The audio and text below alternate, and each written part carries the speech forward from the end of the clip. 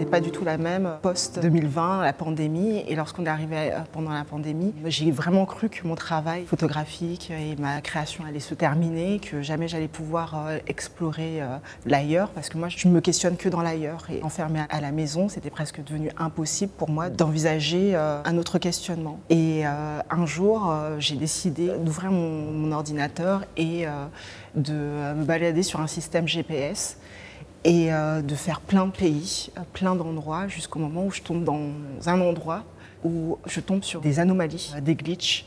Et ces glitches, en fait, me donnent une sensation de déracinement, de désintègrement, d'évanescence que je ressentais depuis un bon moment, mais encore plus entre mes quatre murs. Finalement, de découvrir ce nouveau langage, ça a été comme une espèce de libération. Dans l'enfermement, j'ai commencé en fait à avoir un besoin de voir les autres et me voir dans les autres. Et de me voir dans des espaces de glissement, en fait, dans des espaces de flou, dans des cassures, dans des brisures, qui ne sont pas forcément des douleurs ou des peines, mais qui sont plutôt des espaces de transition dans lesquels je me trouvais à ce moment-là. Moi, je dis toujours, je ne me vois pas comme une photographe, mais comme une plasticienne. Et si j'avais pu être peintre, je l'aurais été. Je cherche plutôt en fait à toujours casser ou à être ailleurs que dans la photographie. Je prends beaucoup de temps à trouver le papier, mais par exemple, pour Samagantegui, c'est un papier qui est un papier métallique, mais qui me rappelle beaucoup de la nacre. C'est une série qui parle de tous mes ancêtres, qu'ils soient noirs, qu'ils soient blancs. Et notamment, en fait, la nacre me fait penser à mon arrière-grand-mère qui s'appelait Clémence Delbouille, qui est la grand-mère de ma mère, qui était belge, une comtesse belge. Et ce qu'elle nous a laissé, en fait, c'était des boîtes de nacre que l'on avait à la maison. Et c'est la seule image que j'ai d'elle, en fait, les seuls objets, le souvenir que j'ai de cette arrière-grand-mère, c'est de la nacre. Et donc ce papier, pour moi, en fait, il vient déposer ce souvenir et cette mémoire.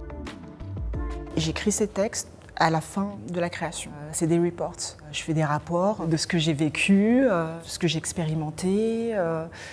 C'est des petites traces pour moi, des petites sensations. Personne peut penser que c'est des poèmes, mais moi je vois plus comme des jets de pensée, comme si j'étais mon propre oracle en fait, qui posait ses points. Et souvent en fait, quand on regarde les textes, il y a des vrais marqueurs. Je reprends souvent, je te l'avais dit, je suis neuve à nouveau, I'm new again. C'est comme un espèce de gimmick qui dit, bah voilà, j'ai changé, et voilà comment j'ai changé dans cette série. Où est-ce que j'ai évolué, qu'est-ce que j'ai exploré, dans quel territoire intérieur je me suis définie cette fois-ci. Il faut savoir que Éther, c'est pas que ces images négatives, il y a aussi des images en positif. Mais avec Clément Chéroux, on a décidé de terminer sur un point final. Comme un espèce de point final